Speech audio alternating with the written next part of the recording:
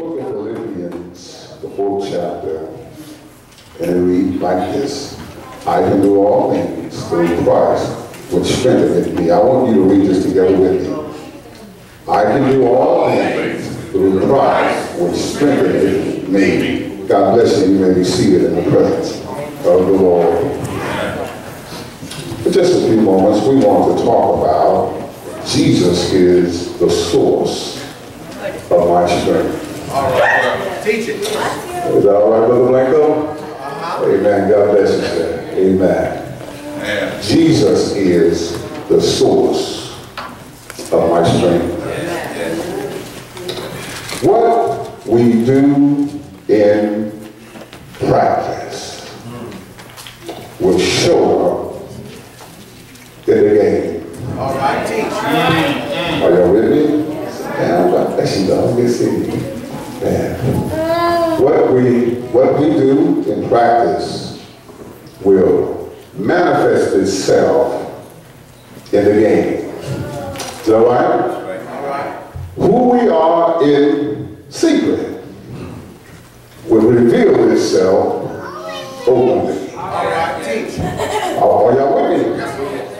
Who we are and what we do at home All right. will manifest itself in the church. Is that right? Or on the job, or in the community, or whatever. There's a collective people gathered together. Who we are and what we do in practice will show up in the game. Pastor Sheldon talking about transitioning of spirits. Does not matter what we are doing, what God has called us to do, what we're doing, quote unquote, in the name of the Lord. Eventually, what we are and who we are and what we do in practice will manifest itself in times of trouble. All right. Are y'all with me this morning? The psalmist this morning, Paul penned this letter to, amen, the Philippian church, reminded them, amen, that there's some point in our journey we will find ourselves weakened by the trials and tribulations and the issues of life. Oh, y'all gonna talk back to me, church, amen. Y'all leave me by myself this morning. He realized that there are some things that will cause one, amen, to fall victim to the enemy against God's people. Let me share this with you, church. We are not Christians, amen. We're not, that suggests one who practices a certain religion. We were not Christians in the sense of one living upon one in favor. They were called Christians at Antioch by those who had antagonized, amen, the church. But we have to look at this thing in a different light. We are children of God. There's a difference between practicing a religion and knowing who we are, who our Father is. We know we have a natural mother, but our spiritual father is God and God all by himself. We are children of God. Don't call me a Christian.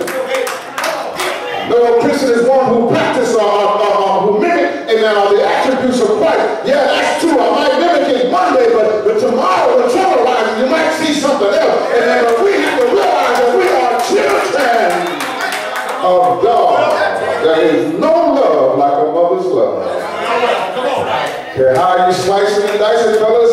We love our children, and I know we do. I watch Reverend Lee and many others how he loves his son and how he don't mind. And I'm just not talking about him alone or singling him out, but we all do this. But I noticed that how he don't mind disciplining his son. And the reason why he does that is because he loves him. Is that right? And a mother will say, I know Junior didn't do what he had supposed to do, but I don't mind your discipline, but you don't have to do it so hard. That's a mother's love, ain't it? A mother's love will say, oh yeah, I know what he's accused of, and I know, and then what you said about him, but that's still my son, that's still my child, that's still my daughter. A mother will show up all the time. Because she knows, amen, what her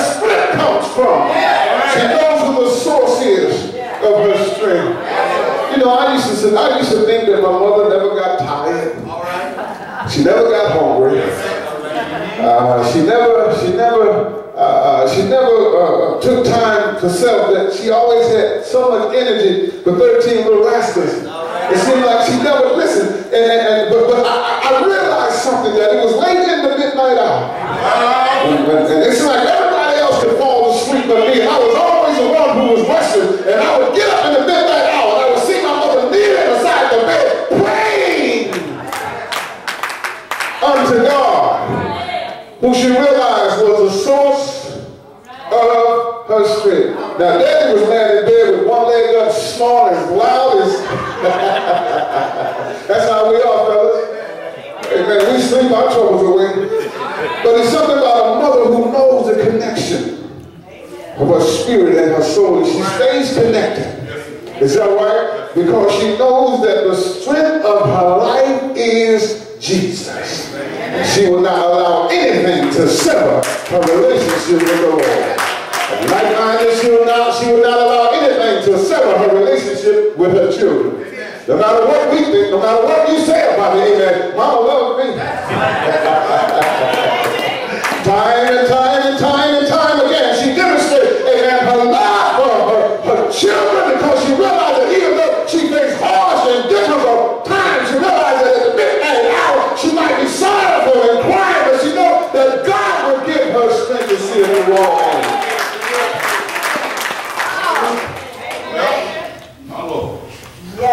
I believe this morning, as Paul penned these words, he had to look up at some point. Somebody, I believe somebody said when he kneeled down, I think said, when he realized that he was on his knees, it demands that we look up. And Paul said, look up to the hills, which cometh your help. Realizing that all of our help comes from the Lord. Is that right? Not some of our help, but all of our help comes from the Lord. Listen, that was a time in our lives that the government had to step in. Amen, because it didn't matter what kind of education you had. You was already regulated, amen, to certain extremes, if you will. Amen, if you wasn't cleaning floors, you was on your way to clean some floors. And so the government, amen, would give us this block of cheese, and my mother is the greatest cook on this side of the board. But it was something about that turkey ham. I don't care what she did to it. I could never, that canned turkey ham, I could never get used to it. But she, listen, it was only because Dad was not obedient to the word of God. He was not becoming of the house at that time. So Nana stepped in. She realized the source and the strength of her life was Jesus. So she didn't mind going down there to feed her children. Oh, y'all gonna pray with me? Maybe I'm the only one. Maybe 2006, Virginia Boulevard was the only one who had the experience of mother praying. Are y'all with me? But she looked up to the hills, just like you did, just like your mother did, just like the mothers today do, just like we're doing right now. We're looking up to the hills from which cometh our help, knowing that all of our help comes from the Lord. Don't you know this morning that God is the source of our strength? That's right. Without Jesus, we are weak. Matter of fact, we can fail anyhow. Maybe, did you ever get that expensive gift or that gift that was sent to you by somebody who loved you? Maybe it was some china. Maybe it was something, amen, that demanded or commanded that it had to be handled a certain way. And when you got the package, it said fragile on it. Fragile, handled with care. Is that right? Listen, look. This is how a mother feels about her child. She wants her child or her children handled, amen, with care. Because she realized that her strength lies, amen, with the Lord. And she realized that those things that God has blessed her with, especially her children, demand that they be handled, amen, with care. And because we're all of God's children, God demands that all of us be handled, amen, with care. When we came to God's house, when we came to the altar, and written on our forehead was the word fragile, amen, handled, amen, very fragile and very vulnerable, handled with care. Because he is the strength. All right. And the source of our lives. Don't you know he's a very present help in times of trouble? That's the God for whom Mama served. That's the God whom she told us about. He's a very present help in time of trouble. Somebody's in trouble right now. Let me tell you, let me make it personal. I'm in trouble right now because today brings a set of new challenges and circumstances. God is not on my side. There's no way that we can make it. And then from one moment to the next without God's great operating in our life. So it demands that we stay connected. We're all in trouble because the enemy is on all of our, knocking on all of our doors. But in weakness, Paul closes, he said, I've learned how to live a base and if you will, and abound. In other words, we learned how to make it when the government stepped in. Matter of fact, before the government stepped in, we were making it. Is that right? Because God was on our side and you were praying and you loved your children.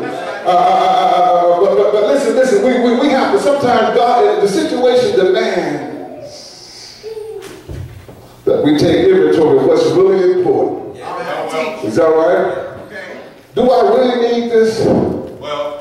Do I really need another dress? Another suit? Another pair of Stacey Adams? Do I really need that? Is that right? You know, sometimes, listen, God will allow things to rise in all of our lives and we really begin to see what's truly important. Whether or not we are hiring or we are true shepherds. You know, hiring will flee when time of trouble rises. There's somebody who really loves their wife and loves their husband and loves their children. They'll stick right by their side in the hour of greatest need. They ain't going nowhere because they trusted in God. We have to learn to live. We have to give him praises when we're up.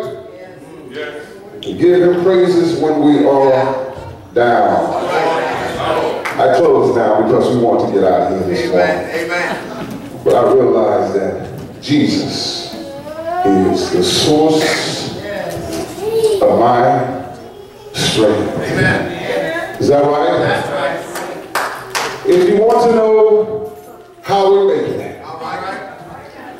if you want to know how we got over this and we got through that, if you want to know how a woman, a Canaanite descendant, amen, made it with 13 children through the mid-50s, late 40s, and mid-50s and 60s and 70s, and even to this present hour. If you want to know how she made it, if you want to know how you make it through all of life difficulties and setbacks and times of trouble,